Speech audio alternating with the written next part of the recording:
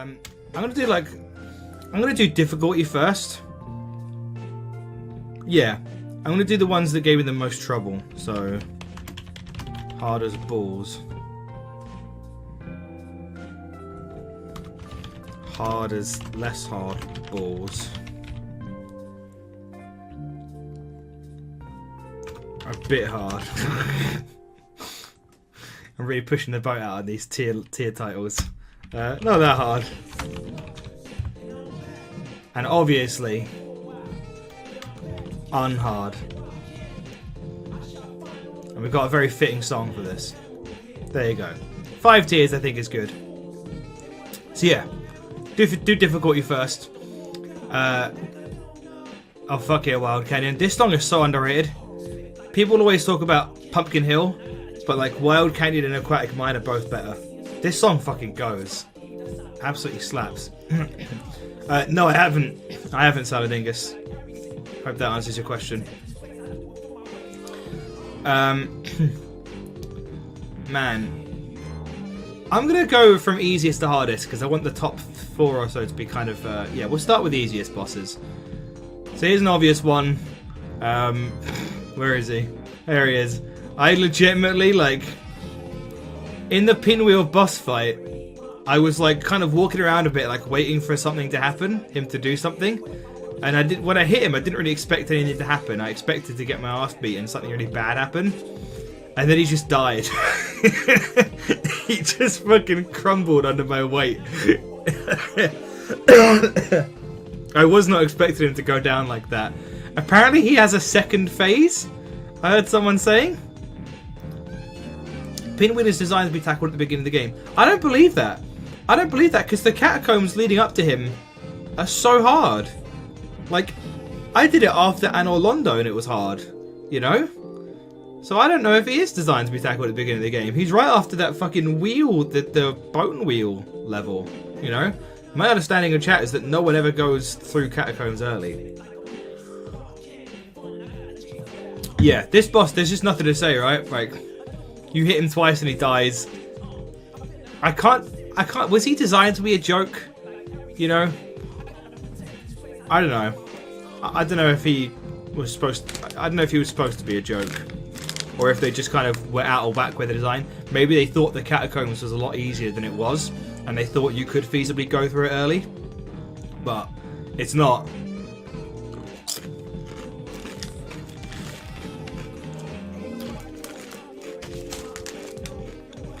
You go through it early, Metroid? That's crazy.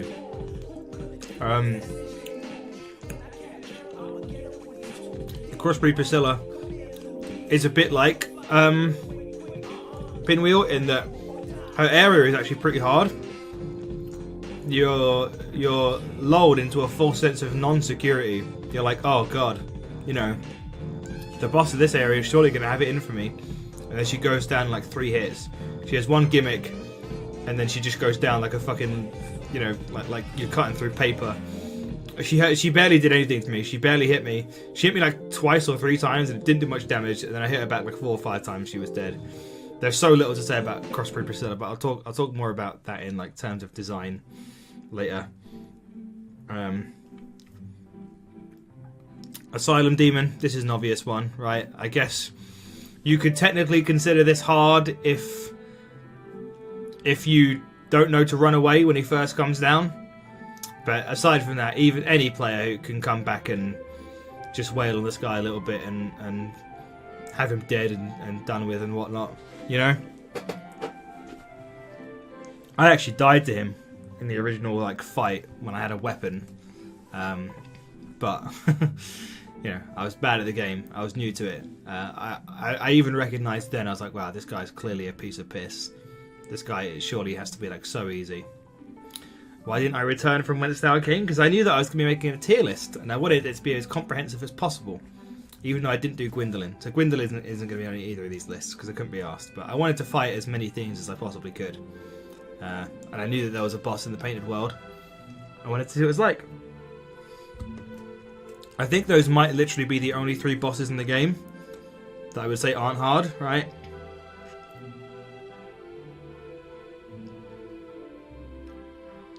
I'm I'm looking at it.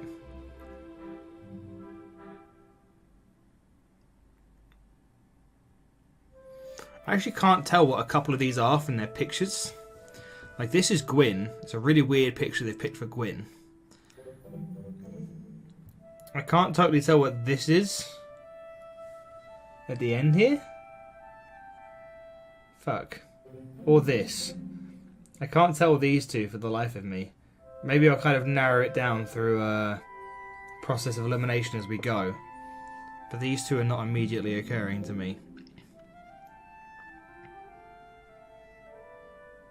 Weird. A couple of them are kind of hard to make out. Okay, well, in the not that hard tier, I might have been over leveled when I fought him. And I think there's still a few bosses I'd put below him.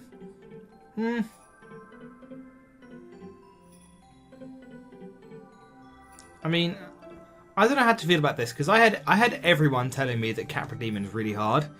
But Capra Demon might have been the only boss in the game that I killed on my first attempt. Right? Oh, Centipede Demon. I killed Centipede Demon on my first time. I know that a lot of people have trouble with Capra Demon, so I'm almost hesitant to put him here. But speaking from my own personal experience, I did literally kill him first try. You know? I just ran away from the dogs. I separated the dogs. I knew to separate him. And I just did it. You know, I'm doing it based on my own... I can't possibly, like... I have to speak from my own personal experience. You know, I can't possibly inherit other people's experiences. All I can tell you is that I killed the Capra Demon on the first try, which everyone seemed surprised by, because everyone apparently had a lot more trouble with this guy than I did. And granted, I had done the bell gargoyles and the butterfly, so I think I was a bit over leveled, but still, I just knew to run away, and I killed him. So, I think God Gamer, thank you. Yeah, the room does suck. Yeah, I had the least trouble with him of anyone else that I'll put above him, so I had to put him there, even though I know a lot of people have trouble with him. Sorry, what is this boss and what is this boss at the end? Can anyone even tell? Hang on, is that Calamite? Okay, that's Quelaag. And that is Calamite, I'm almost certain. What is this? The one in between the Stray Demon and the Bed of Chaos, I genuinely can't figure it out. Iron Golem?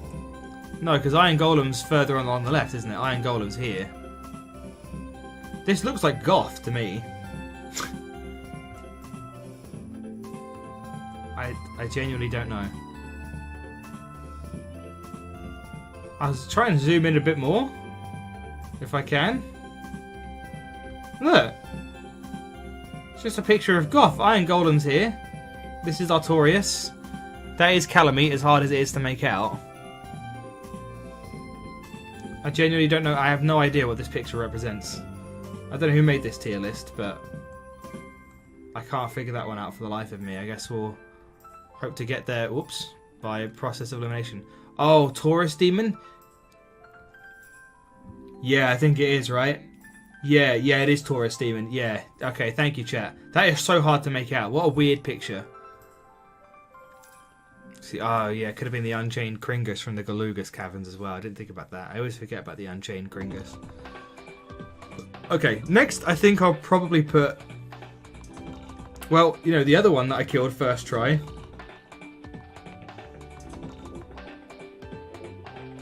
I think this is Centipede Demon. It's hard to make out from these pictures. Pretty sure that's Ceaseless Discharge. Pretty sure that's Fire Stage Demon. Pretty sure this is Centipede Demon. Centipede Demon is the other boss that I killed first try. Pretty sure there's Rob from work. I think there's another boss that some people have had a lot of trouble with, and I can see it because there's a very small area to fight it on, and it's surrounded by lava, but he just kept doing his jump attack over and over again. I can't tell if I got lucky. I didn't figure out how to kill the Ceaseless Discharge until very late, so I didn't do Demon Ruins or anything around that until very late. So I think I might have been very over leveled when I fought him, but I just kind of whacked away at him, and he was dead really quickly. No problem.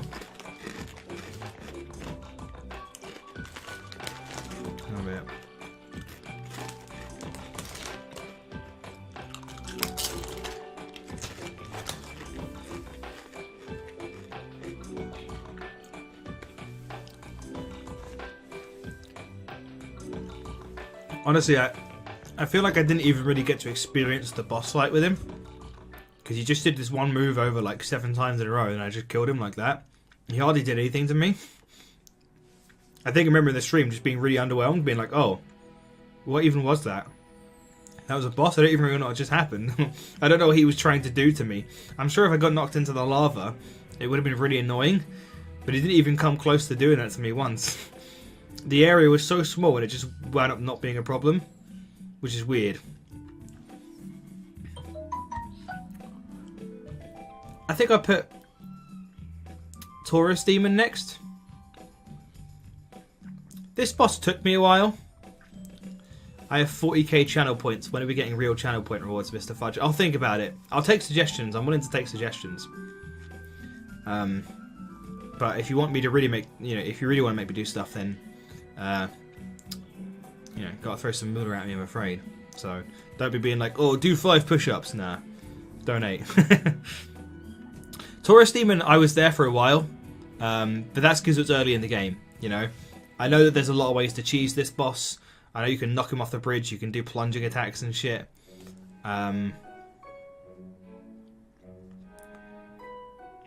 Yeah, honestly, Centipede is the no idea what happened but I won boss. That's how it was for me. Yeah, I was fighting Taurus Demon for like an hour, but when you're new to the game, everything seems harder than it really is. I know in retrospect that it wasn't that hard. There's a lot of exploits, and he has like really quite predictable, easy to dodge attacks. And I'm sure if I went back against him now, even with like, low level early game equipment, I think I'd wash him. I mean, to be too cocky, I'm trying to flex too hard. Take that, Taurus Demon, you've been called out. Kind of vicious promo on Taurus Demon right now. This is a shoot, baby. If I see you again, if I see you in Reading, England, Taurus Demon, I will mix your shit. Spin your jaw, mate. Whatever it is. Fucking tough guy UK lads say.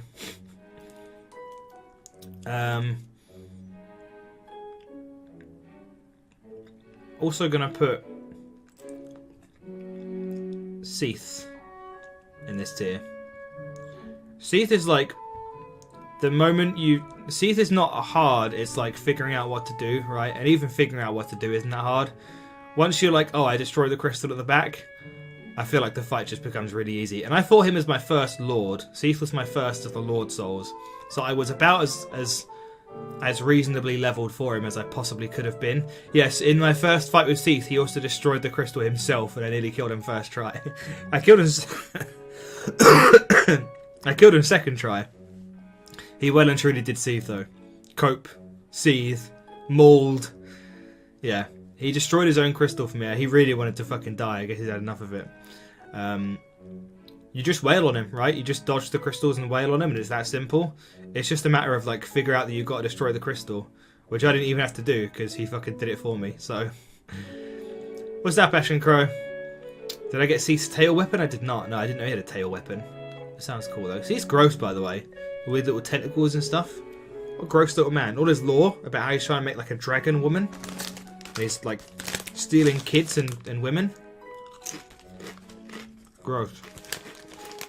What a little bitch. Seath the Scaleless. If I see you in Reading, England, I'll fuck you up as well. Do you understand me?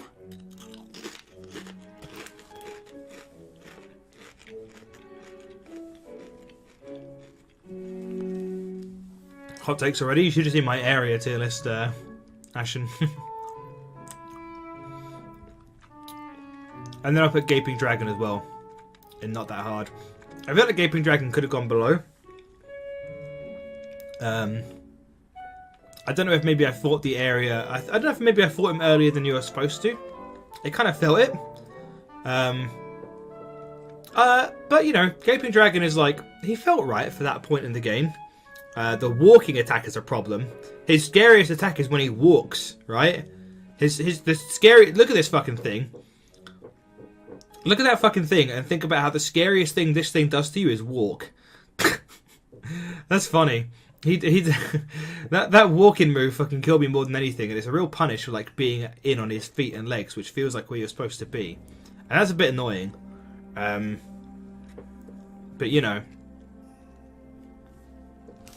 I don't mean to be rude, but how long are you be crunching for? Are you one of those, like, I hate food sound people, Jam?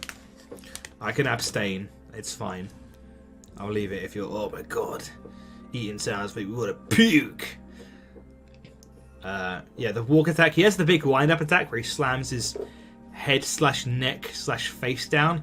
And that attack's a bit scary, but there's a huge punish window on that. You know, and I remember getting hit by it a few times and being like, oh, they didn't actually do as much as I thought it would. All of his attacks are very predictable. They've got big wind-ups. It's just that he has a lot of health and you're there for a while and there's more opportunity to get messed up. But for the most part, perfectly reasonable fight. This took me like, what, 5 or 6 tries, I think? Which isn't that much, really, when you think about what Dark Souls bosses are like. There's one more boss I'm thinking about putting here.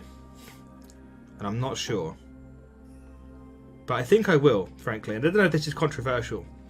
I don't know if this is a hot take or what. But I found Sif pretty easy. I think I killed Sif by either my second or third try.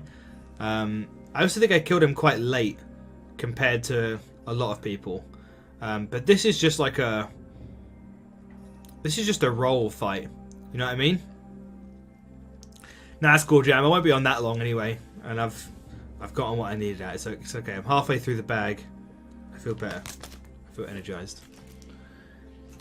It's better when you fight Sif after the DLC. Does the fight change when you've killed Manus? I know there's a different cutscene, right?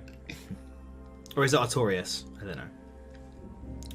But yeah, like this is roll the fight. This is the fight that teaches you how important rolls are, right? You just roll through all his attacks and that's just it. This is good practice for Gwyn. Gwyn feels like Sif, like powered up. Just the cutscene. Okay. Yeah, Sif feels like baby Gwyn, and like it's roll the fight and then take your punish and then keep rolling. And I did this with mid rolls as well. You know, like Gwyn, I had to change the fast rolls. I had to change the fast rolls for Manus, but Sif, I did this very roll-oriented fight with mid rolls, and I think that says a lot because he doesn't really have anything else that dangerous that you can't. There's nothing that Sif can do to you that you can't just roll through with decent timing. All right. Now we're on the a bit hard tier. I think we're on the mid tier.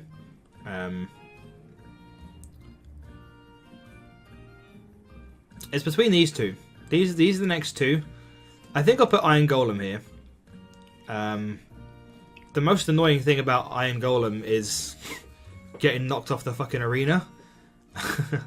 None of his attacks are actually as scary as they look, considering how big he is and that he's fucking made out of metal and that you're a tiny silly little man. This is the fight that I think taught me to two-hand. You know, just get your damage in. Like his wind-ups are so big that you can quite confidently switch between shield and two-hand pretty quickly. This is the turning point, I think, where I started two-handing a lot more and it started to feel really good and I started to learn and I kind of started using my shield a bit less because I'd shield stuff from this guy and still get pushed off the fucking edge and die, you know. Fun fact at the time, the Golem was Miyazaki's favourite boss. Interesting. This took me, again, about 5 or 6 tries. And the thing is, it's tense all the way throughout because the fear of getting knocked off the whole is real, very real the whole time. But none of his actual attacks are really that scary. And he's surprisingly easy to stagger. I staggered him more than I was expecting to. I was not expecting him to, like, do his silly little stagger animation as much as he did. So, this guy was fine. Perfectly reasonable. I suspect I probably have Moonlight Butterfly higher than a lot of other people do. No, that's after Ashen. That'd be next. I suspect most people wouldn't have Moonlight Butterfly this hard. And I fought it very early on. And it was one of the bosses I spent the most time against. I think I spent like 2 solid hours fighting this thing. But to be honest, even after people have told me to roll forward on the big spread attack, I still don't really get that. I still struggle to see how that could help me avoid the big spread attack that I couldn't avoid for the life of me. The fucking drop shot attack it does. I tried to start running away the moment I saw it flying up, and I still couldn't evade that. And there was an attempt where it killed me when it had like 1 hit left with that fucking attack. The other 2 attacks, the 3 missiles at 1, are pretty easy to roll. And the big laser beam is easy to roll through, but I find the spread attack really problematic. And the drop shot attack. And I was a melee build, so I'm sure like a ranged weapon and magic and stuff is easy mode on this shit. But for me, I had to wait. I had to go slow and be patient and whatnot. And yeah, just gave me quite a bit of trouble, you know? So, yeah. I think this is Ceaseless Discharge. I don't even know what to do about Ceaseless Discharge. I just don't know what to say about Ceaseless Discharge. This is Demon Fire Sage. And what is this again? Wait, is that Quelaag? God, these pictures are so weird. I can't tell if this is Ceaseless Discharge or if this is Quelaag.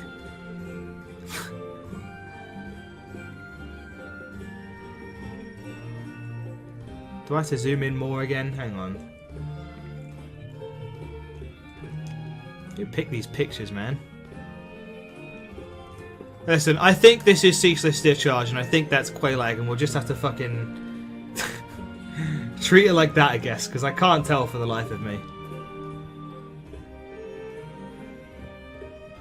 Either way, take this as Ceaseless Discharge. Ceaseless Discharge is one of the biggest enigmas in the game to be. The last one is Quelaag. It looks like Demon Fire Sage to me. I'm almost positive this is Demon Fire Sage. He's got the stick and everything. I think this is Quelaag. It's just really hard to make out. I don't know, man. I put Quelaag and not that hard. Oh, hang on a minute. That is Quelaag. Shit. Which means... Right. Which means... This is the Centipede Demon. I think. This is Demon Fire Sage. That's Ceaseless Discharge. Okay, the Centipede Demon picture is really fucking weird. But yeah, no, that was Quelaag, that picture. It looks like the Centipede Demon. God, whatever, man. Whatever. Yeah, it's fine. Ceaseless Discharge, I just didn't know what to do. Like, I spent the whole game not knowing what to do about him because he was just one-shotting me. And even then, I think I came back to the fight and I realised it's just a matter of, like, knowing what to do. It doesn't... I don't know if maybe I was overpowered and I killed him, like, faster than most people do or you're supposed to. But, like... Oh, hang on. I should put Centipede Demon here because I killed it on basically my first try. On literally my first try, actually. It's an enigma to me because I spent the whole game not knowing what to do about it, and it was the last area I came back to before the final boss in DLC. And then it was easy. I learned, like, oh, just roll, just avoid the attacks. But even when the attacks were hitting me, they weren't one-shotting me like they were before. I don't know. I just don't know what to say about this one. It's really hard to put in a box how hard this was. It's a bit gimmicky, I guess. Speaking of gimmicky bosses, we'll get there. So I think he belongs, like, right in the middle, because I hardly even know how to analyze that and pick it apart. Because he was one-shotting me for so long. Even when I, like, did Anno Londo and came back, you know?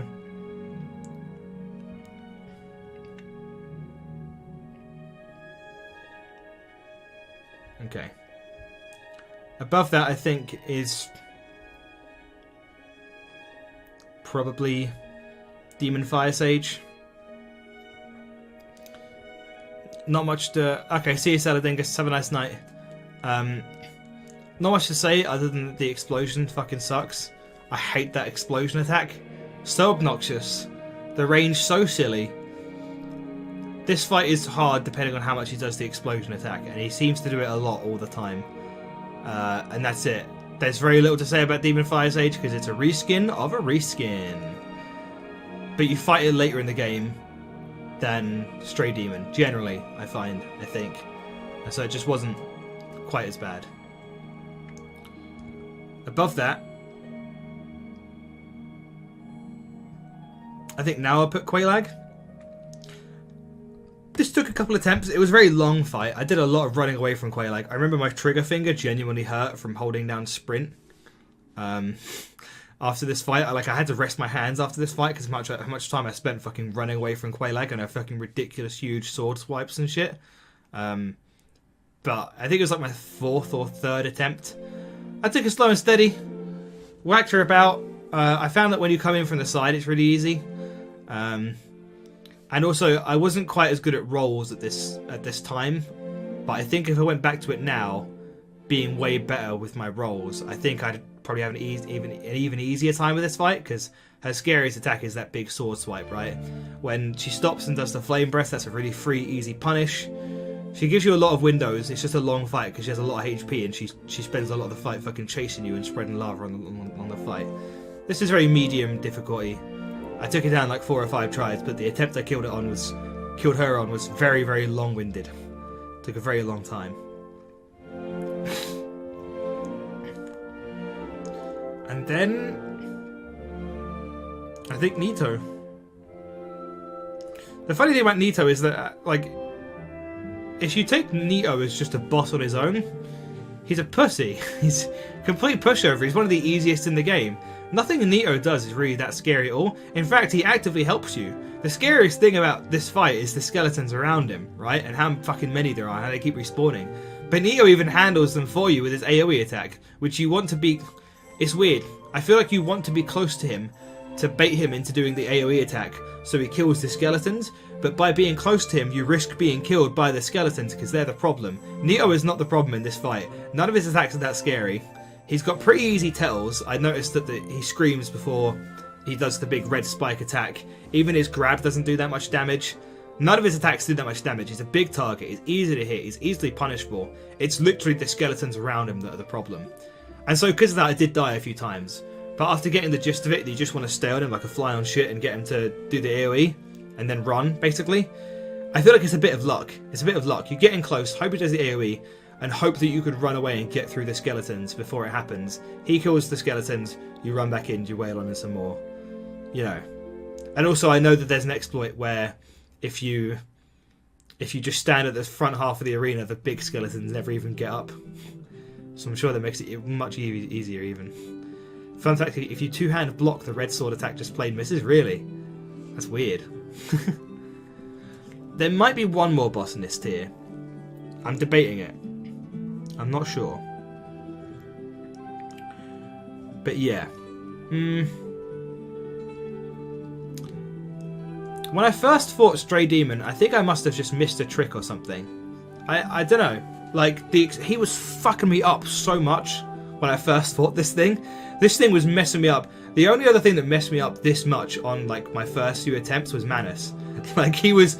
I was taking the full damage every time, which sucks. Both these bosses, the last two bosses talked about, you have to take full damage to get to, which I really dislike. The explosion was just completely bodying me. Like, it was...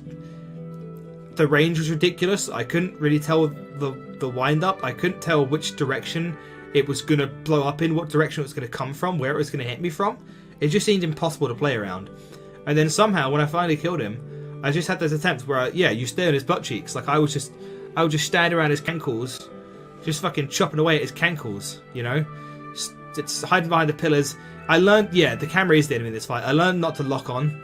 When you have an enemy with a big AoE explosion like this that he uses very frequently, I feel like you just can't lock on. You just shouldn't.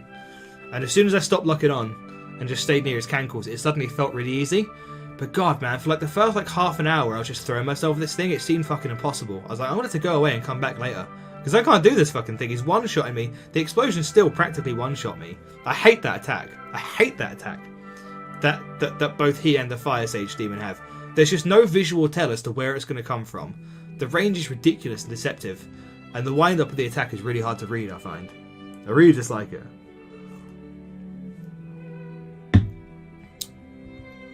But I think that's it for the a bit hard tier. So in this tier, I'm gonna put the Sanctuary Guardian here. The lightning attacks, it's fair to say, are the big problem here.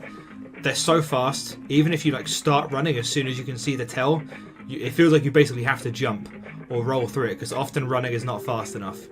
The lightning attacks are really scary, and the volleys that this thing fucking hits you with, every like melee attack it does isn't that bad. The fucking combo it does is nice and punishable, especially when it does like less than 5 hits. The swooping attack isn't that bad. Generally you get a lot of windows to hit on the ground. but the lightning is a serious problem. So I imagine if you could be bothered to like build out your build to be lightning resistant for this fight, you could make it dramatically easier. This took me about 5 or 6 attempts, and it was just a matter of like getting used to the lightning attacks and taking my punishes on his melee attacks and stuff.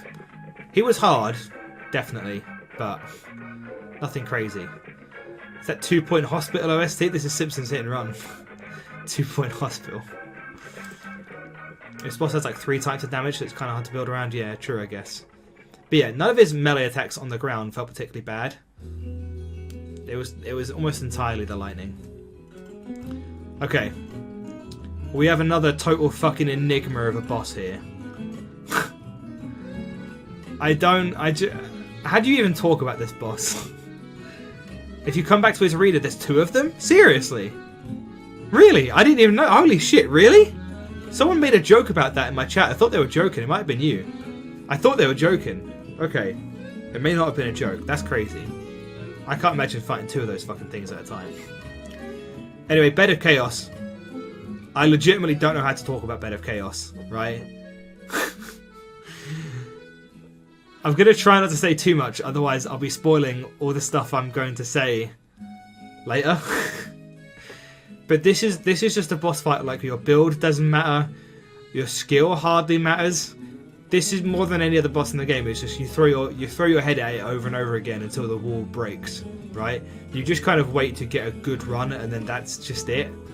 It's so weird. What a profoundly weird boss. It took me a long fucking time to kill it, but I don't know if I'd say it was hard. It was hard, but just in a really weird nonsense way that we'll get to. You know, obviously, like, once you've done it, you've just done it. It's such a weird boss to even know how to start talking about from difficulty, because I don't find it hard to believe at all that someone could just do this first try. If someone tells you to do Bed of Chaos first try, I wouldn't be surprised, but I also wouldn't be surprised if someone tells me Bed of Chaos took them 5 hours and 100 tries.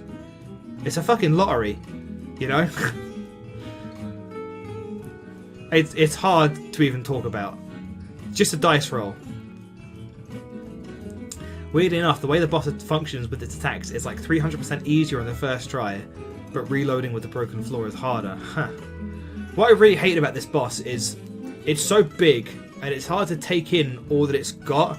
So when it does the flame sword attack, you don't realise that the hands are still free and it can still sweep at the same time, and it seems almost automatically set to sweep when you get within a certain range. So even if it's done the flame sword attack and you're thinking, oh god, okay, cool, you're in cooldown, I'm gonna run, it still just fucking sweeps, and it happens so fast sometimes when you get too fast. It feels like you absolutely cannot get to that like log walkway without it doing a sweep. It feels like it's engineered to do at least one sweep before you get to the walkway, and you're just gonna have to roll through it. That's how it felt to me.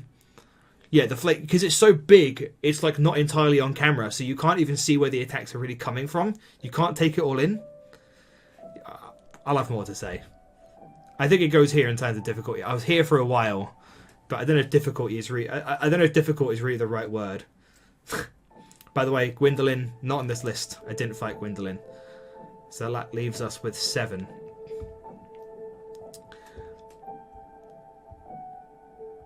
And I'm going to put 4 Kings next. This boss took me a while. I actually got 1 hit away from 4 Kings, killing 4 Kings really early on, and then it just died. 4 Kings have one of my least favourite attacks in the whole game, and that's their AoE explosion. They have possibly the silliest AoE explosion in the game, right? Are we agreed? Like, this also feels like a random lottery. I shouldn't talk too much about quality. I just don't like that AoE explosion. You know, chat seem to agree. This is a DPS test. It's 4 Kings can actually spawn more than 4 since their gimmick is time-based, not number-based. I had a lot of people talking about 5 Kings and stuff. Oh god, yeah, the homing missile as well. Yeah. Like, I was so annoyed. I rolled through that homing missile, like, beautifully timed it. And you don't get rewarded for rolling through the homing missile. You do not get rewarded for doing the thing you're supposed to do, because it just homes back in on you. What's the point, right? What do I do about that? I'm not going to go off yet. This boss is kind of hard. Metroid is convinced that I struggled with the 4 Kings so much because my build was awful for them specifically. Maybe, but a lot of my chat seemed to dislike and struggle with 4 Kings as well. It was hardly only me, you know? I do think it was probably just quite a hard boss. And yeah, it is a DPS test, like a lot of people say, and I think I very much passed the DPS test. But yeah, maybe there were other things about my build holding me back. Who knows? I was here for a while. I think I was here for about an hour and a half, maybe an hour. I was very at the mercy of the RNG, yes. And the RNG fucked me over quite a lot with them doing that AoE explosion attack. Quite a lot. I remember I got a hit away from killing them, died, and thought, oh, no big deal. I can do it pretty soon. And then I was there for like another hour, all the time thinking, oh god, I came so close. And now having to deal with this for even longer, you know? Yeah.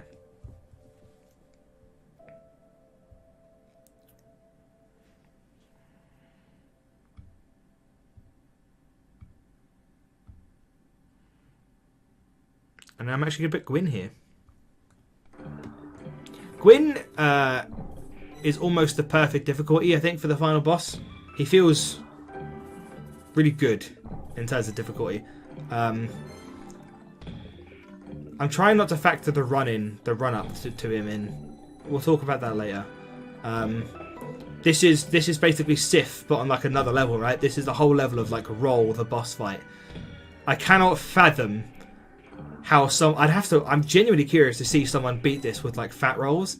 I actually really want to see someone fight Gwyn with like big heavy armor. I'm really curious actually. I might have to check that out. But this fight showed to me more than ever how important fast rolls are, and I know a lot of people have said that you can basically cheese him with parries and stuff, and I believe it. I just wasn't good enough at parries, and I couldn't be asked to try. And I was confident that I could do it with just the rolling. What are you guys going on about? Link to tier list? Just type in Dark Souls 1 boss tier list. And I don't think this is going to go on YouTube, Jimmy G. I don't know, maybe I'll put it on YouTube? I don't know. I had a lot of people telling me that, oh man, I really want you to put the Dark Souls highlights on YouTube. And like, no one's watching them. You know? So I don't know. We'll see. Yeah, Gwyn doesn't have like that crazy attack that every boss has. You know, he doesn't have what feels like an ult. His worst attack, his scariest attack to me is literally that one where he just goes. He just like there's no wind up, there's no fucking animation, there's no anticipation whatsoever. He'll look really vulnerable. He'll just be standing there like he's ready to be punished, and then he just goes, and you're in a combo now. Then he's just fucking going, and you're like, whoa, when the fuck did this happen? When did this start? He has like, I swear to God, he has like a frame 1 attack. You know, a completely unreactable attack that he does that then just starts off a combo. That's the one thing I didn't really like about the fight. His range is insane. You have to pick your spots to heal so carefully because he closes distance so quickly. He's so fast, he has so much range. 3 attack frames and it's almost impossible to react to. Yeah, the fucking sucker punch, the noodle sword, whatever it is. That attack is like so inconspicuous and so silly and it's over so quick. But that is the biggest problem in the fight, I think. That and the thrust, which I tried to roll away from every time and it never worked. So you would say, you think surely I should try a different strategy. But I didn't. I just kept getting hit by it. His first attack he does, the big leaping charge, I think is pretty much a freebie, right? The first attack he does in the game, where he does the big leaping charge, is basically a freebie. You just roll and avoid it and get like a free punish. So you basically get like free damage when the fight starts. Thank you, Miz. I felt pretty proud of it. I think I played Gwyn pretty well.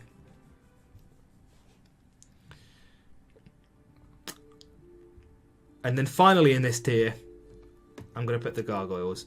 Gargoyles is a weird one because in terms of my personal experience with it, they might even go higher. They could be in like the top tier. They could be top 4.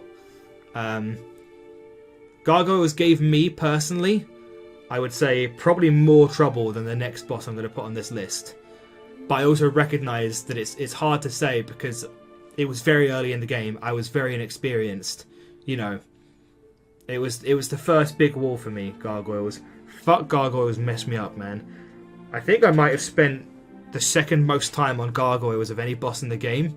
It's up there with Manus and Calamite and ONS for how long I spent on this fucking boss. Good lord. It didn't help that Andre was aggroed on me and I killed the merchant. But then, that's why I kind of put it here, because it was my first playthrough, and I think it's a large part of it probably comes down to the fact that I wasn't that good at the game yet, and I was still learning. But I do also think, and it seems that most people agree, that this is just a really fucking hard boss. This, I think, is what decides whether or not you're going to finish Dark Souls or not, right? If you get through this, I feel like you're kind of in it now. You're like, okay, I'm committed. I'm going to finish Dark Souls. This is a wall that I can see turning a lot of players off. More so than the Taurus Demon. More so than Undead Asylum. You know, this is the, like, you're in Dark Souls now. Last playthrough I two-shot both. I had the Gold Pine Resin. I remember I was using the Gold Pine Resin. I was like, oh my god, I do so much damage. Yes, Gold Pine Resin. And they killed me on every attempt I had the Gold Pine Resin. I couldn't find any more. And then I realised I'd have to do the fight without the Gold Pine Resin. When I finally killed these guys, I think I was out of Estus Flasks and down on like one hit. Holy shit. So yeah, in terms of how much problems these guys actually gave me, they're top tier. But recognising it in a more objective sense, recognising how early I was in the game, how inexperienced I was, how much I didn't know, I suspect maybe my experience was slightly inflated, and if I played back again against them, you know, I like to think I do quite a bit better. So in a more objective sense, I think they probably belong here. But they are top 5 for me. They are my top 5. I don't know how many other people put them in the top 5, but yeah, they're top 5 hardest for me. Number 4 was Artorias. I had a really, really good first attempt against Artorias, and it made me feel really confident. I was like, okay, this is pretty easy, pretty simple boss, pretty easy. And then every subsequent attempt went so badly. Then I was like, oh, it's actually hard. Oh, it's actually really right. I realise now that it's actually really hard. I just had a really good first attempt. He's scary as shit, man. The fucking... Honestly, the big wind-up attacks, like the flip attack and the big leap attack, are my favourites because they're the ones that you feel like you can actually dodge and punish. Everything else is so scary. And the buff, yeah, I elected to just shoot him with arrows when he buffed. But there probably was merit to me running in and trying to stop him from buffing, because when he gets buffed, he's mad fucking scary, you know? I was here for like an hour and a half, going on maybe 2 hours. It's weird, because none of his attacks feel like they do that much damage, but he just attacks so often, so much. It's so hard to find a fucking opening against Artorias. Your punish windows are so tight. You know, I think this was the fight where I started fast rolling, right? I'm not totally sure. It might have been Manus. I can't remember. It was either this or Manus, where I was like, I think it was Manus that forced me to fast roll. It was. But I very much considered fast rolling here. I also did this with the Lightning Scimitar, and found out only after that he's very resistant to lightning. So I made it harder for myself, as I did a few times throughout the game. So he's so aggro. Your punish windows, you get like 2 hits on him at a time, and that feels like max, you know? You get like 2 hits, basically. And getting a window to heal is so scary. Sometimes you just have to let him buff to heal. That's what I did a few times, because I was like, oh my god, I just need to heal. You know? Holy shit. So yeah. Artorias is number 4 for me. Now, I don't know if this is a hot take. I actually think this boss took me the longest overall. However, I think ONS is actually 3rd for me. I think I was at these guys for the longest. I think I was fighting just Ornstein and Smo over and over again for about somewhere between 3 and 4 hours. But I think I also made it harder for myself. I did and I didn't. You know, I had the lightning weapon, which Smo was weak to, but I'm almost positive that killing Ornstein first would have made the fight... I don't know.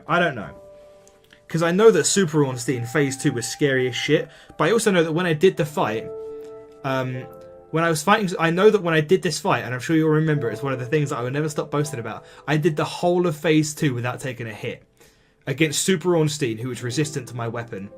I don't think there's any universe where I could ever have killed any major part. I don't think I could ever have taken out half of either of the other 2 bosses that are above him without taking a hit. Super Ornstein is the easy one, for real? Seriously?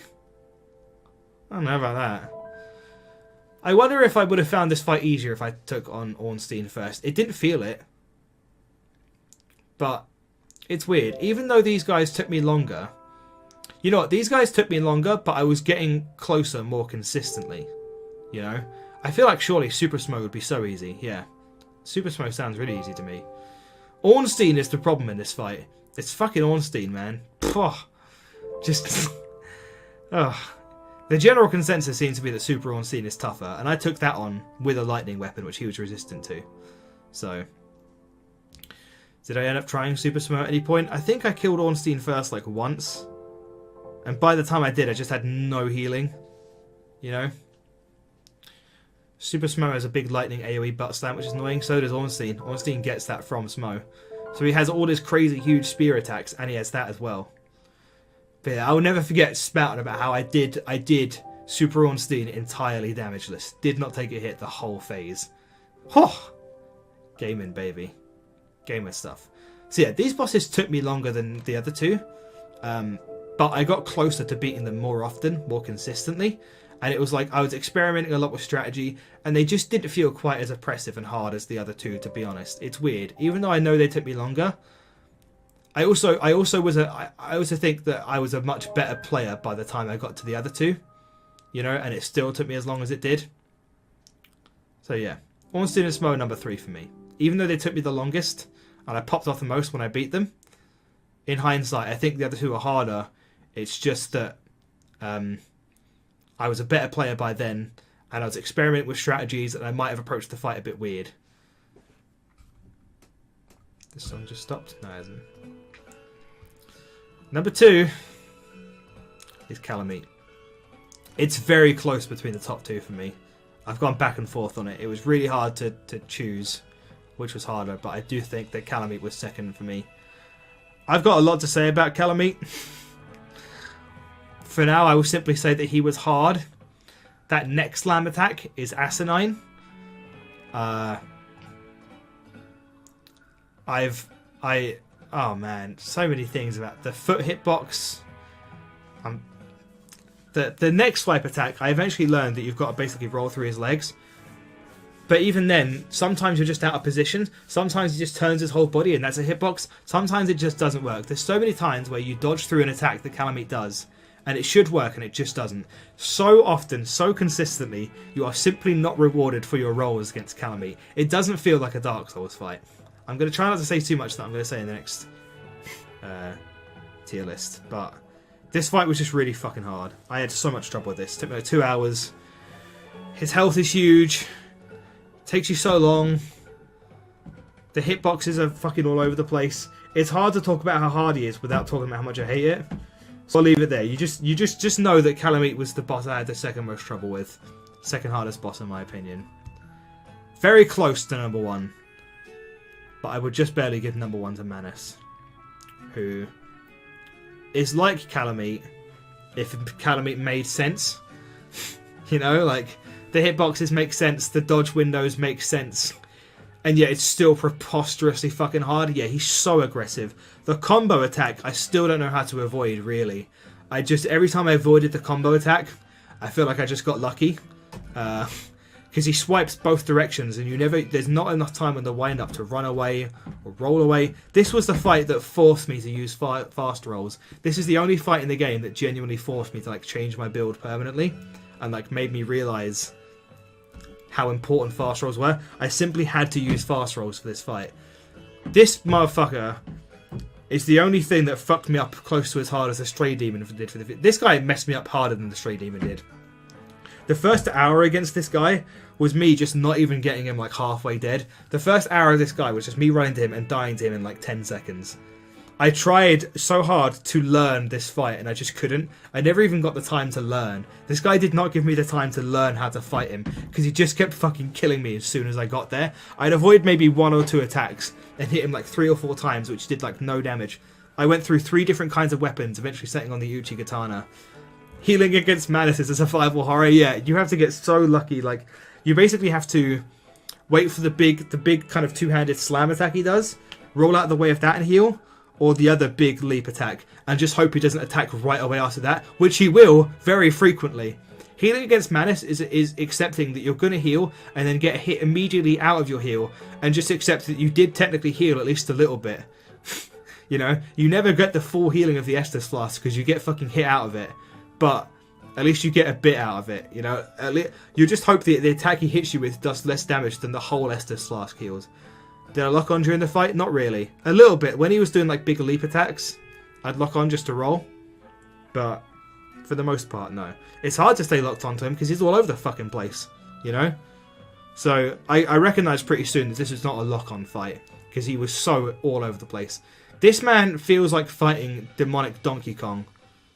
This is what it would feel like to get into a boxing ring with Donkey Kong who has rabies. This thing, he just doesn't stop fucking going. He just doesn't stop. This was the second hardest I popped off. So yeah.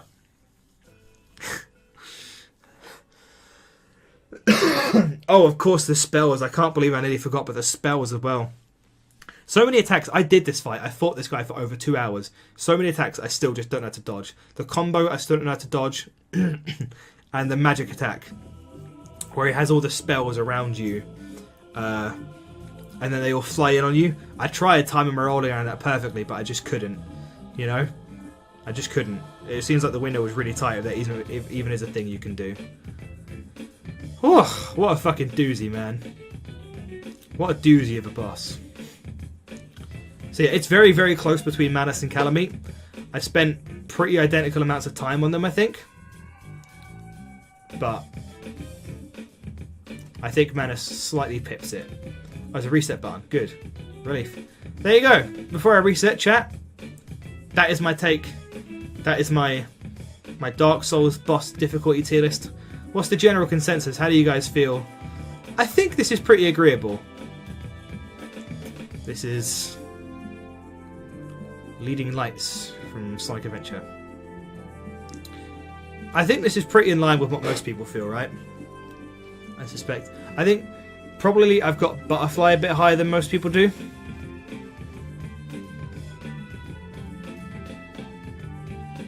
Bed of Chaos and Nito too high. Okay, interesting. I actually thought about maybe putting Four Kings above Gwyn, and there is a universe in which I can put Gargoyles above Artorias. I do think I actually overall had more trouble with Gargoyles than I did with Artorias, but I also think that Artorias is a harder boss. I was just a much better player by the time I fought Artorias. So there is a very solid argument for putting Gargoyles in top tier, though. Yeah. A lot of people have been downplaying Gargoyles to me, and I'm like, no, man, this is one of the hardest bosses in the fucking game. And yeah, maybe Butterfly is too high, but there's still a lot that I just could not figure out about that fight for the life of me. I'm sure probably the most disagreeable thing is Capra Demon. I'm sure a lot of people would have Capra Demon way higher. I know in like the Democracy video, Capra Demon was voted like top 10 hardest in the game. I'm sure a lot of people had way more trouble with Capra Demon than I did. Most people would probably like swap Capra Demon with the Butterfly, right? And then maybe even put Capra Demon higher. But yeah. I'd say Gaping Dragon is easier than Seath. Okay. That's fair, I think. Yeah. Again, this is all very much like... I tried to be a bit objective about it and recognise what is actually hard. But also, I'm very much mainly leaning on my personal experience. So... I think, you know what? I'm not going to put Gargoyles over one. But I do think I need to move Gargoyles up into the top tier. Now we have like a very solid top 5, you know? They are a top 5 hardest boss in the game. I think they belong in that hard as balls tier. They're so fucking hard, man. They're crazy. Even with Gold Pine Resin, they're crazy. And like I say, in terms of the difficulty they gave me, I would put them over Artorias. But I do think Artorias is probably harder overall. There you have it. I think that's pretty agreeable. Now let's get to roasting.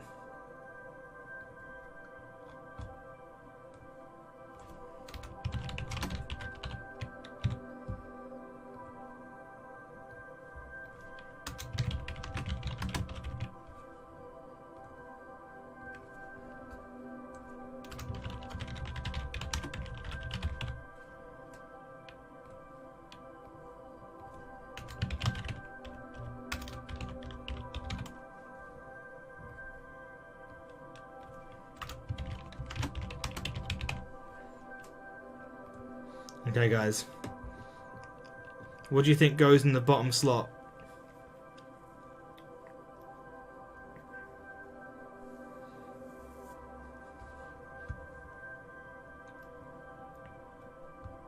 So this is how good the bosses are in terms of design, in terms of fun.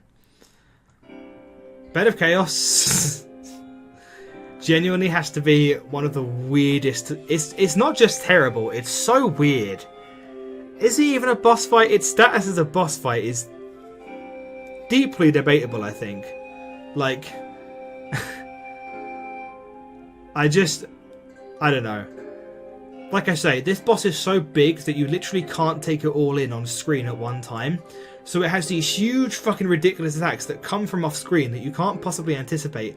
And the physical design of this thing is so confusing that you hardly can tell where the fucking hands are, where the fucking swords are coming from, where the fuck anything is. The design is so abstract that it's hard to make anything out and even figure it out. And all this is going on while the fucking floor is crumbling beneath you. There's these weird fucking domes to the side of it. Nothing makes sense.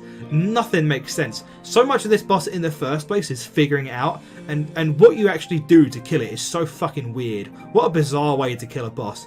Destroy 2 domes at the side of it, and then run to a middle section, break through some bramble, and kill a bug in the middle of it? Who the fuck's gonna think of that? You know, all the while, you're having to not die whilst you figure out what to do.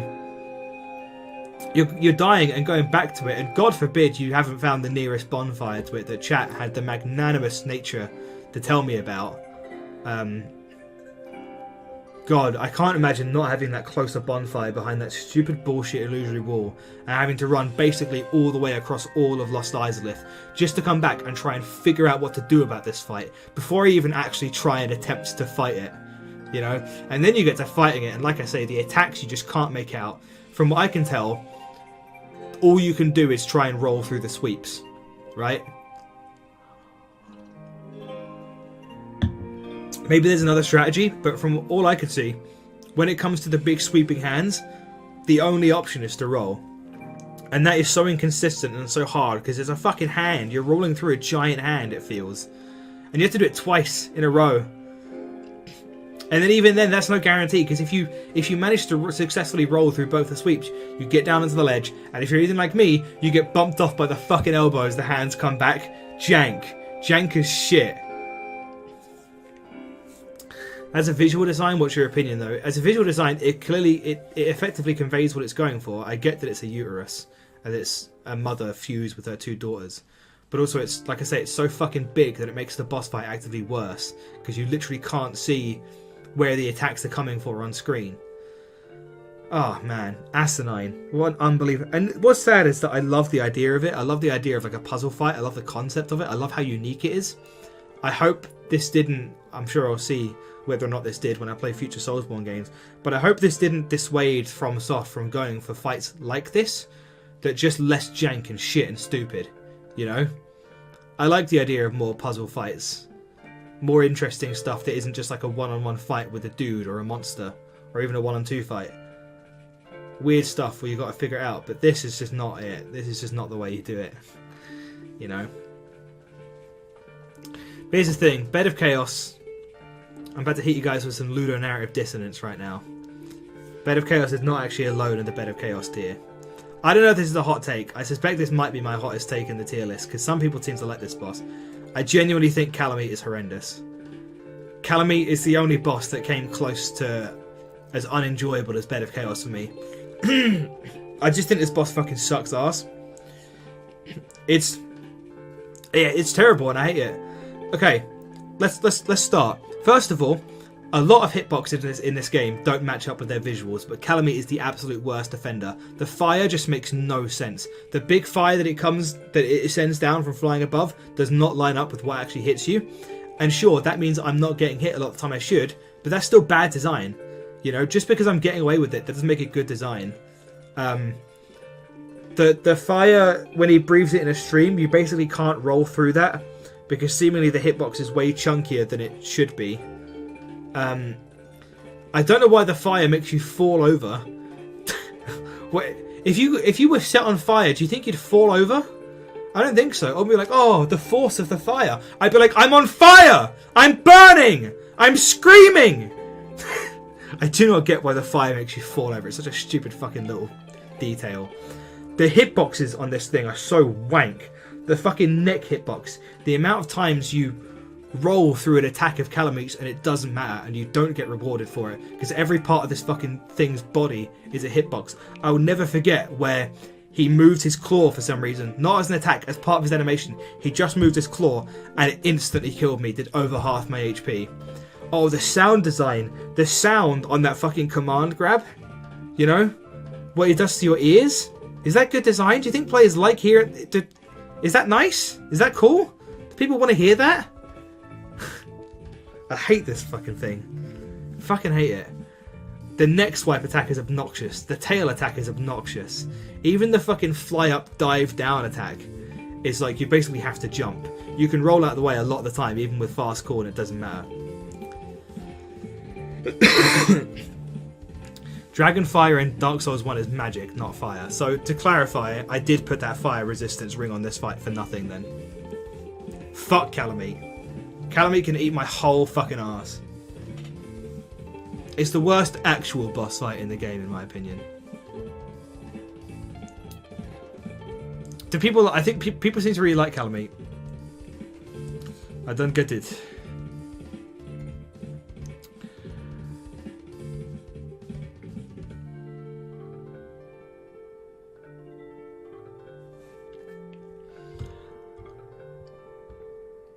I'm going to put 4 Kings at the bottom of low tier. This is more salt than anything? What do you mean? I'm justified. I'm making very good points. I challenge you to argue any of the points I just made. That he has an attack that just makes your ears bleed. You know? I hate Calamite. Like, I don't think it is salt. I genuinely think it's really poorly designed. It doesn't feel like a Dark Souls boss, you know, where like you're trading blows. It's obnoxious. I genuinely think it's very poorly designed. It's not the salt talking. Because if it was salt talking, I would surely lobby for Manus being badly designed or Ornstein and Smo being badly designed. I think we're probably not going to come to an agreement, Metroid. Anyway, 4 Kings. Yeah. It says everyone has said this is basically DPS check the boss fight. Can you do enough damage? You win. Hopefully, unless they do this stupid ridiculous AoE attack 3 times in a row, like Adam do to me every so often. Unless they use that asinine homing attack that you can roll through and dodge, and it comes back for you? What's the fucking point? What's the point of rolling? You know? You can block it and just take a shit ton of damage for your block as well, I guess. Like, the moment they send that homing attack out, it seems like you're just guaranteed to take damage. That's it. They just so happen to use the homing attack, and now you have to take damage just because the boss chose to use this attack. And the AoE is unbelievable. Like, you have to run so far away, and you have to run so far away that it stalls for time and means more of the kings come in, and it makes the fight harder. If they just so happen to use the homing attack or the AoE attack fairly often, the fight is dramatically harder, almost down to randomness. You know? So there's randomness in how much DPS you're doing, and there's randomness on if they're using their ridiculous BS attacks. And otherwise, it's just wailing on them until you win. There's no, like, trading of blows here. And the fact that you fight him in, like, the fucking Void of the Abyss makes depth perception really fucking hard. It's genuinely hard to dodge their attacks, because it's hard to really perceive where you are in relation to the boss, where their swipes are going, how far you need to run or roll, or where you need to run or roll. It's just not good. It's not an enjoyable boss. You just go in and fucking mash. You mash and hope. That is the fight. You go in and you mash and you hope they don't do the explosion. You hope they don't do the homing attack. Because even if you roll through the homing attack, it doesn't matter. You will not be rewarded for your skill. Stupid boss. Badly designed. I really disliked it.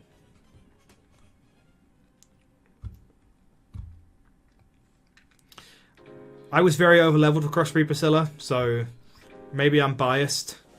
But I feel like even if I wasn't over-leveled, I would still dislike this boss on principle of her turning invisible.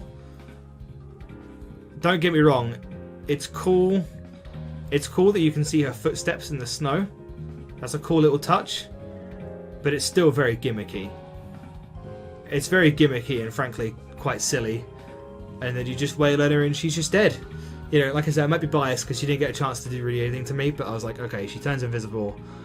I'm gonna fucking flail in the general direction of these footsteps I see on the snow. Oh, she's dead. Okay. You know.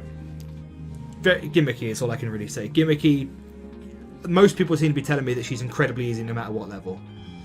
So, and I can believe that, frankly. So yeah, she's just very whatever. She went down like 3 hits. She had one thing that she did, and when I figured that out, she was dead. Moonlight Butterfly. Oops. I mean, yeah, this is just fucking like 3D Toho in slow motion, isn't it? Right? If you're a melee weapon user like me, this fight could fucking put you to sleep. You just walk up and down a bridge rolling at laser beams, and then you wait for the boss to... I know that insects and animals aren't smart, but surely any real-life creature's survival instincts would kick in to the point where the guy who's trying to wail away at it at a sword, it wouldn't be so desperate to eat that it would actually then choose to like rest on a bridge and like try and suck up the nutrients from the foliage around it or whatever the fuck it does, right? I don't get the logic behind how this thing offers you an opening whatsoever. You're like swinging away at it trying to hit it, and it doesn't choose to fly away or even try to continue to kill you. It just like lands in front of you and just lets you hit it, which is really stupid. It's really silly. This thing has 4 attacks, they're all laser beams, you roll and dodge them and you wait. You know, 2 of them I never even really figured out how to dodge. Just a slow, patient, boring, uninteresting, unexciting fight.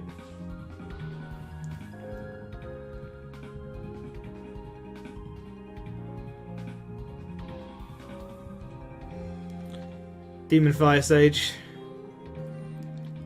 I went off about explosions. His AoE explosion in the previous tier list. I hate it. It's one of my least. His explosion and the Four Kings explosions, I think, are my least favourite moves that any boss in the game had that isn't Calamite or Bed of Chaos's swipe. You know? And it doesn't help that this thing was just a reskin of a reskin. I didn't even like the Stray Demon that much. In fact, I'll go ahead and just do this right now. These both basically belong together. They're reskins. They have a silly explosion attack. You just mash on them, stay close to them, hope they don't do it. If they do it, then you take the hit, try and heal, run back in, kill them. That's that. There's not much to say about them. They are well and truly lamos through and through.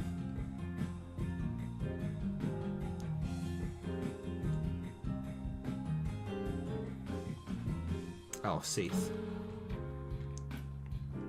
Yeah, Seath, this fight just... break a crystal, mash on him. He spawns crystals and they do weird damage to you over time, and it seems like he can curse you, but I didn't get cursed. We're in the area now where I don't have much to say because I just kind of mashed on these bosses and didn't really take much away from it. You know, I mashed on Seath, he was dead. When you figure out the crystal thing, then you've basically like got it. You basically got the boss fight. It's aesthetically it's very cool. The area is very cool. Seath looks very cool. His attacks are very flashy and very pretty. I like the whole crystal thing, but it's just a very uninteresting fight otherwise. He spawns these big rows of crystals. You roll away from them. You mash on him again. He goes down like a fucking lead balloon. You know, quick, easy, painless, I guess at the very least, but very uninteresting and unenjoyable.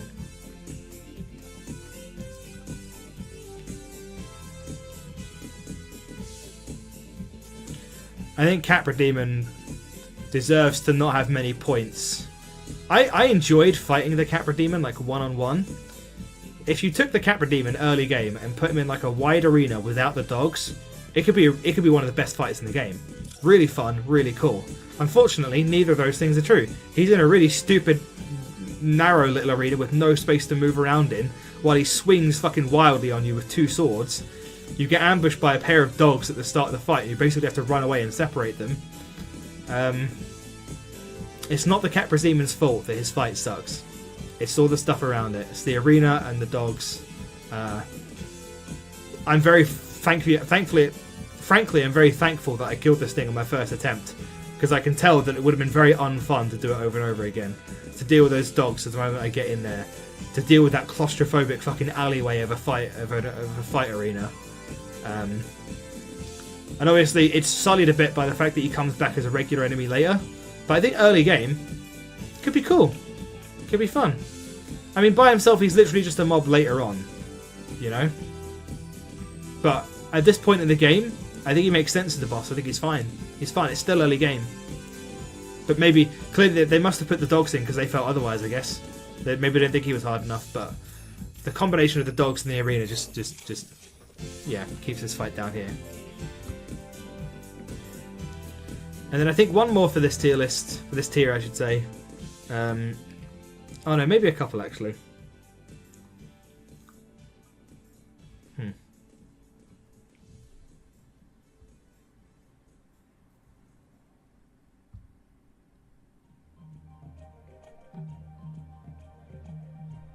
Yeah, I'm going to put Ceaseless Discharge here.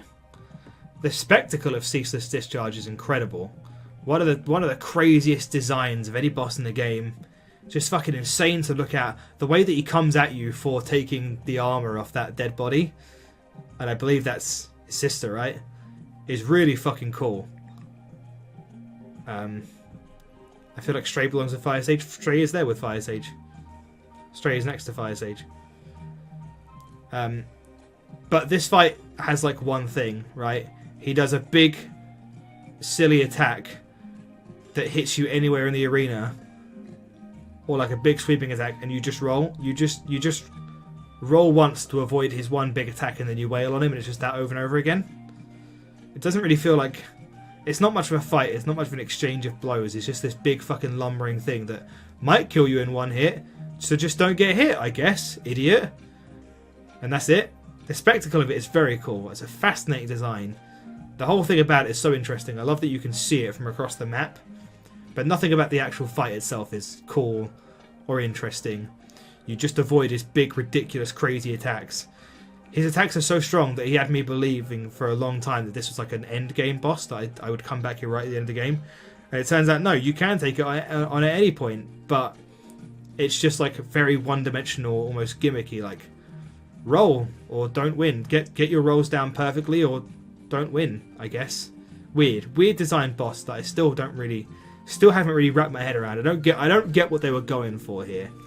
You know, I don't get what they were trying to make the player feel or think about the Demon Ruins as a whole, how they could progress if they could. Yeah, he's a gimmick. Weird. I don't think it was well designed. Just very weird. Couldn't wrap my head around it.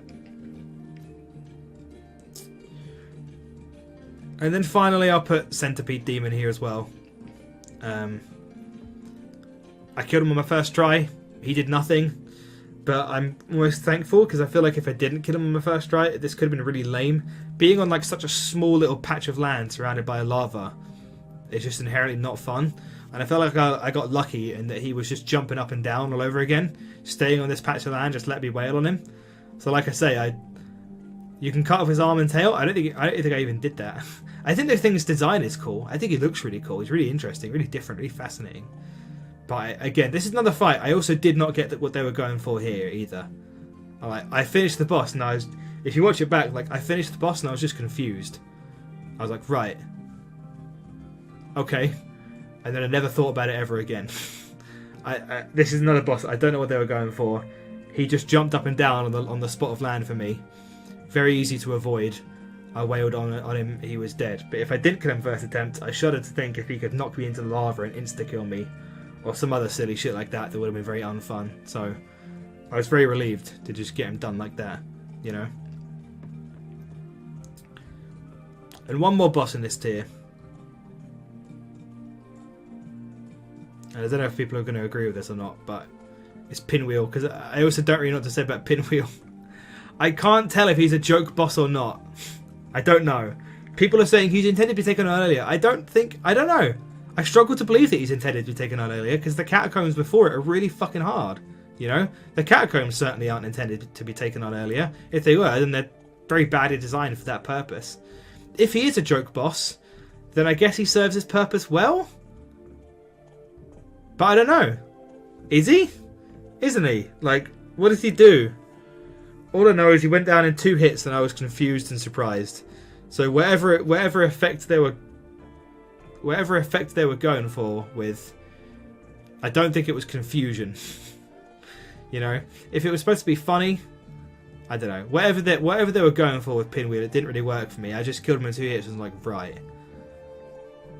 He would make way more sense as a joke boss, because the catacombs is a genuinely very hard area.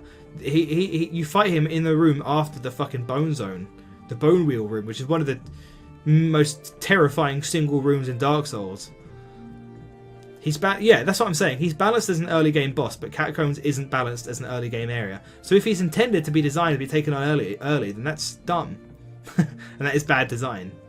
Either the Catacombs are badly designed, or Pinwheel is badly designed, and I don't know which it is. I can't figure it out.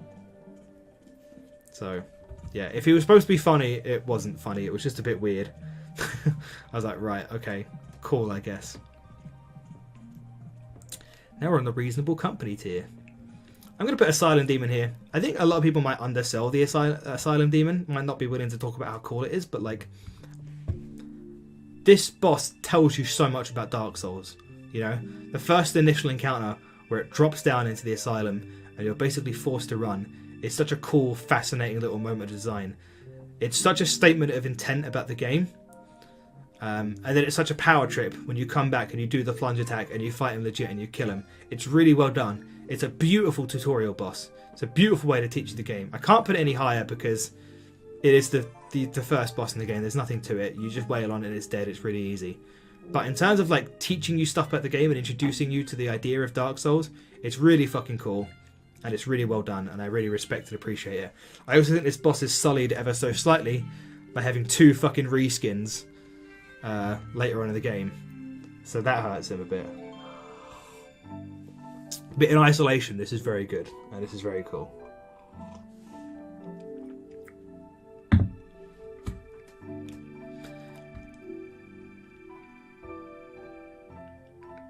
Gaping Dragon, design-wise, might be the coolest boss in the game. It's between him and Manus, I think. They're so fucking cool. I mean, Gaping Dragon is just gross, but it's fascinating. The way he's got like a tiny little snake head, and that whole teeth thing is just like his neck. Fuck me. But the boss is very much just there, you know. The walking attack I find very silly. It's my least favourite thing about the fight. The fact that the most dangerous thing he does is walk in your general direction. It's really silly. It's really hard to play around. I don't like his foot being a hitbox and stuff. But I do generally like the fight overall. He's got like what feels like an appropriate amount of wind-ups for that point in the game. An appropriate amount of punish windows. His attacks are interesting, but there's not so many of them. It's reasonably fun to get in and wail on him, but it's like, it could be more fun if you felt remotely safe being near his feet. But you don't, because he has a really silly attack with silly hitboxes where he just starts walking and you're just dead. You know? So he's fine. He's fine for where he is in the game.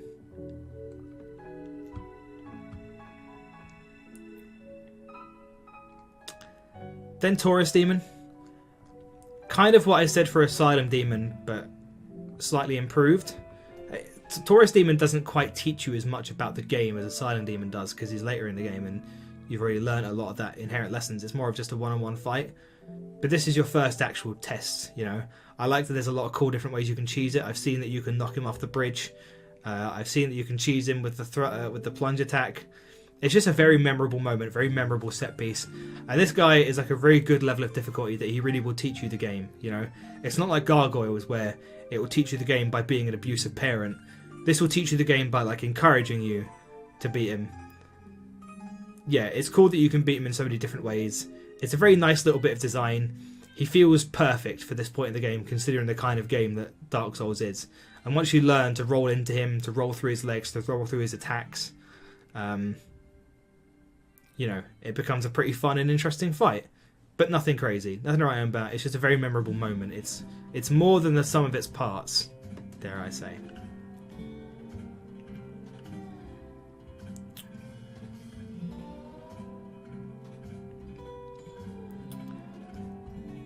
Next is Neo. Actually, no, not quite yet. Yeah, no, next is Neo. Yeah. Kind of repeating what I said in the previous tier list. Really isn't a boss fight against Neo. This is a boss fight against a bunch of skeletons, and there just so happens to be a dude there you've got to kill. Neo himself is a pushover. In fact, you use him to your advantage. You use him to kill the skeletons around him that are such a problem. I do think aesthetically his design is very cool. I love the arena, the way that it's like a big loop. You fight him in Baby Park, right? The Mario Kart track. You fight him in Baby Park lovers would love Neo. Because you do a lot of just running around in a fucking circle to get away from him. Aesthetically, the fight is very cool. Just being in like the very fucking bottom of this tomb, surrounded by bones and skulls and skeletons at every angle. But the fight itself is just fine, because it feels like you're contesting with the mobs around him way more than you're contesting with the actual boss. I would have preferred it if they buffed Neo himself and made him much stronger, and either did away the skeletons or just had a few less. I could deal with a few skeletons, but the way they've got it is like, it's like you're on Baby Park and all the fucking races are other skeletons, and you're just like, you just kind of have to go in and mash on him for a bit and hope that the skeletons don't interfere, and then hope that he does the AoE attack and run away, and basically hope that the skeletons don't cut you off on the way, and that he doesn't, they don't stop you from getting away from the explosion. So a lot of fighting Neo felt like hopium, but it was fun. Wailing on him felt good. His attacks all made sense. He didn't have any bullshit. He simultaneously was and wasn't gimmicky. It's weird. There's concept art of him with his cape off. Originally he was supposed to have a second phase. Cool, that sounds interesting. I like that idea. Neo could be really hard if you come with a build he's strong against. What kind of builds is he particularly strong against? I know that you can stay at kind of the start of the arena and not get the big giant skeletons to stand up. But I wonder what else about the fight I was kind of missing. It did seem like an interesting fight with a lot of ways to approach it, but I feel like all those ways are probably held back by just getting bum rushed by constantly regenerating skeletons all the time. That kind of stops you from ever really being able to enjoy the fight. So it's not really Neo's fault. I just think the concept, the idea of the fight is a bit fundamentally flawed, which is a shame, because I love the idea of it. I love the arena. Even though I hate Tomb of the Giants, I do think it's a cool place in concept. I love the idea that you go to the bottom of it and you find this fucking dude at the end of it. I love the aesthetics of it all, I just don't love the fight that much.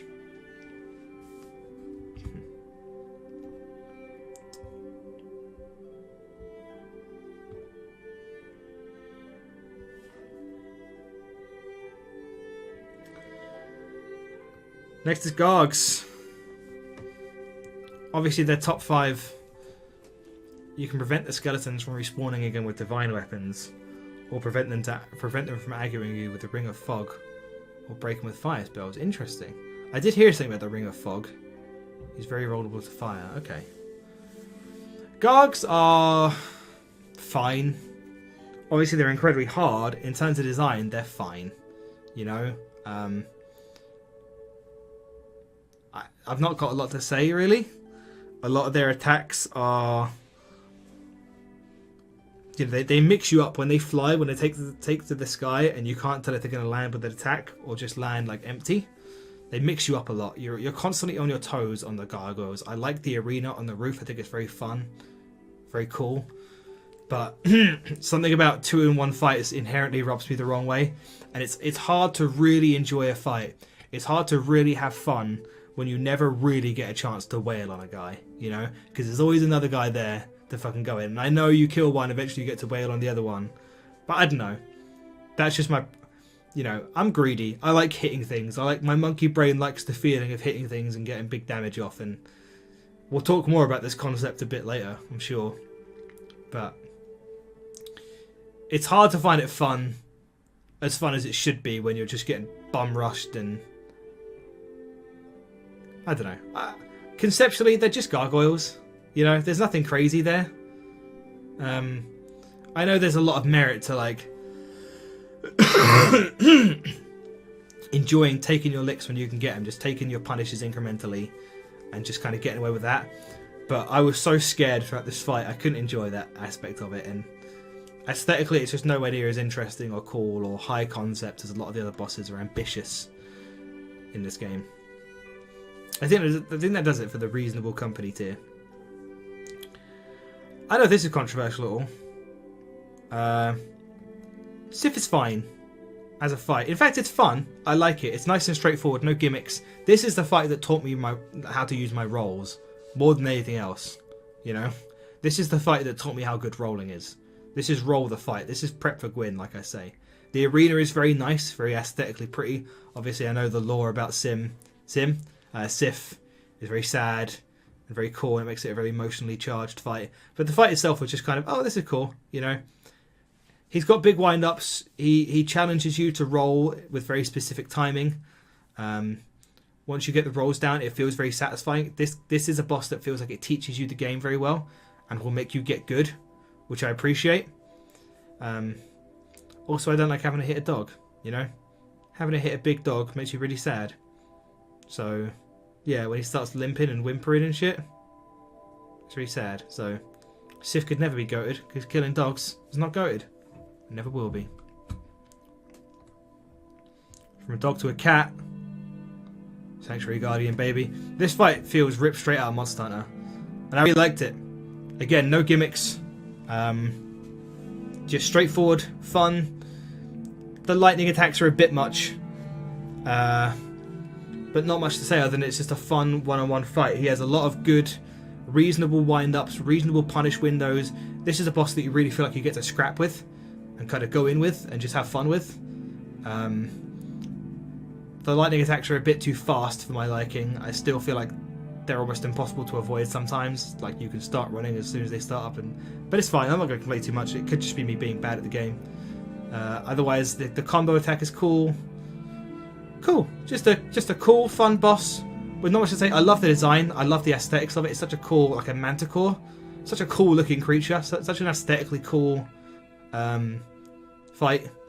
And a great introduction to the DLC and how good the bosses are going to be in that. Well, with one exception. I know this is a hot take. I feel like this might be a hot take. 1, 2, 3, 4, 5, 6. Wait, 1, 2, 3. Yeah. I really like Iron Golem. I thought Iron Golem was really fucking cool. I'm surprised no one else really talks about it that much. The biggest thing I think is, and maybe this is like a silly thing to say, but the aesthetics of the fight is so cool. He's so cool looking. You fight him at the top of Sen's fortress on like a fucking rooftop. He towers over you. It feels epic and grand. This is the first fight in Dark Souls, I think, that makes you feel like a badass, where you're like, oh my god, I just took that thing down. Maybe Gaping Dragon, but I think that fight was a bit too plodding. Whereas this fight is like just cool. It's just good. The aesthetics of it are cool. He himself doesn't do anything amazing or like overwhelmingly memorable. You know, he throws those kind of javelin things at you. He knocks you off a lot with big uppercuts and whatnot. But taking him down just feels good. It's fun to wail on him. It's fun to stagger him. I think he's a good level of difficulty, personally. But maybe I wasn't that good at the fight. I just found it very enjoyable. It's a very cool fight. I loved being at the top of Sen's fortress fighting this giant fucking Iron Titan. It was the closest thing I got to like a power fantasy when you kill this thing. Because I took it down like 5 or 6 tries. I was like, man, maybe I'm not that bad at this game after all. You know? This fight also, like I say, got me into kind of two-handing more often. Brought me around to the two-handed master race. Which I always appreciate it for. And now for my top 5. Yeah. Oh yeah, baby. Okay. These are all the goats. The goats are incoming now. Again, I fear this might be another hot take. But on Scene and Smoke. And don't get me wrong, these guys are top tier. This is super fucking cool. Again, the aesthetics of it are amazing. The lore behind these characters are cool. I love that it's a duo fight where the two characters have a different dynamic. The fact that there's a second phase is super fucking cool. everything about the thematics and the aesthetics of this fight is super cool. I just don't think the actual fight itself is quite as cool as everyone hypes it up to be. In fact, I think it's quite annoying, especially that first phase. Good lord. And maybe again, and maybe I'm biased because I was fighting Smo first, and you just Ornstein, man. Oh my god. I dislike Ornstein so much. I fucking hate Ornstein. He's such an asshole. He has so many silly attacks. He does not leave you alone. This doesn't feel like a fight. This feels like a struggle for survival. You know, and some people really like that, and I can get it. I think there's merit in that. And especially the second phase. The second phase does feel like a fight. But just getting to that first phase is such a pain in the ass. In a cool way. I think it's cool. But it's also just not inherently fun. You know? I don't think. To like I say, like what I said about the gargoyles, it's just not inherently fun to wait to finally feel like you've got your opportunity. A lot of this fight is to finally feel like you've got your opportunity and then just like get sniped out of it. A lot of this fight is running away. It feels like you just have to run away for a lot of this fight and wait and wait and wait and wait for an opportunity. And even when you think you've got an opportunity, you go in and there's fucking Ornstein, you know? And yes, I did this without summoning. And lightning, I mean, lightning being a bad choice was debatable because it allowed me to kill Smo really fast, you know? I know they're both weak to fire now, but obviously I had no way of knowing that. So yeah, I still think this fight is top 5, and it's really cool. The song is great, the way it looks is awesome, all good stuff. But I don't think it's inherently that much fun. I also didn't really enjoy fighting Super Ornstein that much. They're still good, but I don't think they're the best in the game. 4 is Manus. My feelings on this are obviously very conflicting because this is the hardest boss in the game. But when you look at a boss like this compared to a boss like Calamite, the 2 hardest bosses in the game, it's night and day. Manus is brutally hard, fucking unbelievable, fucking unreal. I genuinely cannot believe that I killed this guy on my stream, having never played a Dark Souls game before Dark Souls 1, you know, in less than 4 hours. The first 2 times I fought this guy, I could not believe it. Like, I literally, like, I'd never been as stumped or dumbfounded. I was like, I have no idea how I'm going to do this. I don't even know how to start approaching it. For, like, the first 20 attempts, I didn't even get him down to half health, you know? More than that, I imagine. Probably a lot of attempts. But at the very least, whilst being brutally hard, Manus makes sense. His hitboxes make sense. Pendant. I don't know about the pendant. Since you're done with the game, it's safe to say that with a physical focused stat build like you had, making your weapons have any element outside of certain gimmicks areas was just a bad idea. Sure, maybe. My first attempt, you know? My first ever Dark Souls game, so I've learnt that now. Once I started using Uchi, which is what I started doing against this boss, yeah, things came together, slowly but surely. Because I fought this guy with the lightning scimitar for a long time, then I tried the dual blade daggers, which got me fucked up. Anyway, Manus brutally hard, but he makes sense. His hitboxes make sense. It feels like you're rewarded for your roles, you're rewarded for your play, you know? It's just the complete polar opposite of Calamite, where it feels like none of that shit matters. There is an element of randomness of if he uses that big silly magic laser attack that just seems almost impossible to avoid, and how he does the combo which seems impossible to avoid, but that's probably just me being not as good at the fight as I could be. Even though this fight made me want to cry and made me want to jump off a roof, I also acknowledged that whilst I was getting my ass beat, during the few attempts that went longer than a minute, I was having fun. I thought it was enjoyable. I could recognise that it was clearly a well-designed fight, and the high from beating this guy was beautiful. It wasn't like a release of frustration, it was a like, look how fucking good I am, you know?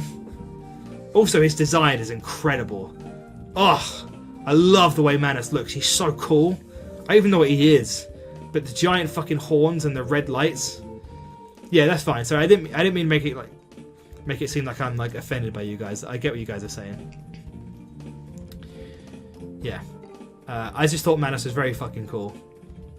Really liked him. I suspect most people would probably not have Quelaag as high as I do.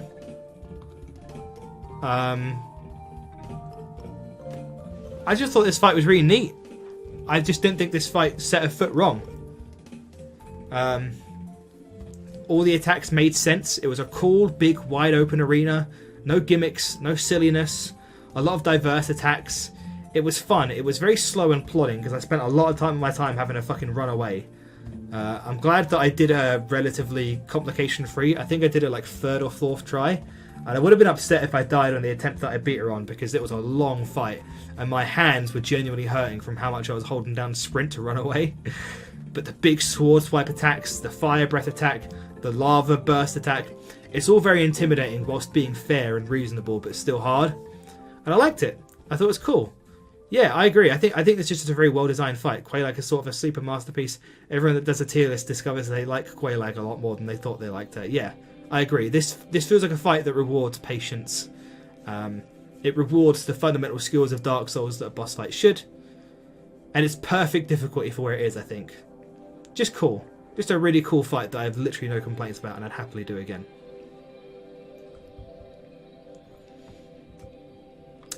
I also don't know if most people have Gwyn this high, but I feel very much the same way about Gwyn. Literally, I can't even really hold it against Gwyn. My biggest and real only complaint about Gwyn is the run-up. I hate that you have to run through the whole kill of the first flame every time you rematch him, because the fight can be over in less than 30 fucking seconds, and then you do like a 3-minute run-up every time. That sucks. It's a real pain in the ass. But the actual fight with Gwyn is so much fun.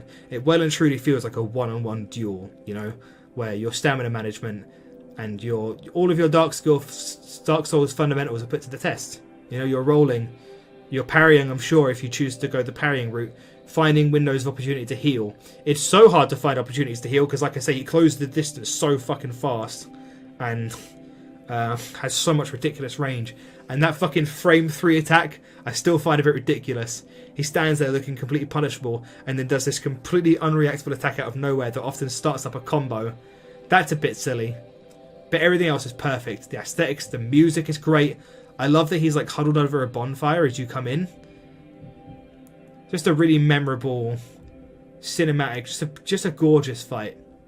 Really well done. The lore behind it, everything works. The kill of the first flame leading up to it, and then the fight itself is just really satisfying, really fun, really straightforward, no gimmicks.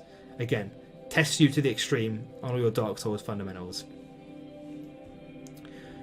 And with that all said, I'm sure it's not much of a surprise that, yeah, I do think Artorias was the best fight in the game. And I suspect a lot of people probably agree. Much of the same that I said for the last 2 fights. The top 3 are all just like completely gimmick-free, fair difficulty bosses with moves that make sense, that test your Dark Souls fundamentals. Everything makes sense. It's hard, but it makes sense. The arena is super fucking cool. It's a very dynamic fight. You're constantly on your toes. You know, you really are dueling with him. He has more attacks than Gwyn does, for sure. And he does a lot more interesting stuff than Gwyn does, like buffing himself, like the flips, like the fucking giant stab where he fucking kebabs you. That move scares the shit out of me. The giant leaps. He has so much different stuff he does. He's so cool. He's so dynamic. It doesn't feel like you're fighting an AI. This feels like a PvP match where you're fighting like an intelligent human, you know, with like nearly the same moveset as you. And that just says everything about what an immensely well-designed boss fight is, that it hardly even feels like you're fighting a character in a video game. It just feels like you're fighting a guy, you know?